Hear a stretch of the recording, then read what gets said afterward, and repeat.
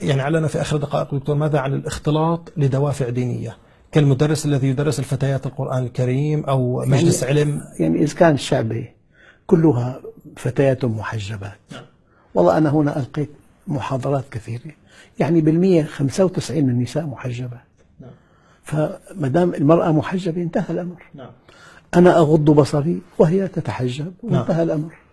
نعيش حياتنا. نعم، لكن تحت مظلة الدعوة الاختلاط يبقى له نفس الأحكام. طبعا. بمعنى مثلا لو كنت أنا أتواصل مع بنت على الإنترنت بشكل فردي في قضايا دينية، في شرح أحاديث، في تفسير آيات، هي بأول فترة قضايا دينية، بعدين تتغير. يعني المبدأ مرفوض. أنا هي قناعتي. إذا حتى أتأكد من فهمك الدقيق، لأنها مسألة حساسة دكتور، أنت لا ترى الاختلاط كمبدأ بمعنى أنه نريد فصل شنيع بين الجنسين. لا لا لا. ولا تقبل الاختلاط على يعني على عوائلية. نعم. أنت مع الاختلاط إذا كان هنالك حاجة أو مصلحة، والتقيد بالضوابط كغض البصر واللباس للأطراف، وألا يكون هنالك خلوة أو تبسط. وما دام هناك مصلحة أو حاجة، مع غض البصر والحجاب، الله عز وجل هو الحافظ.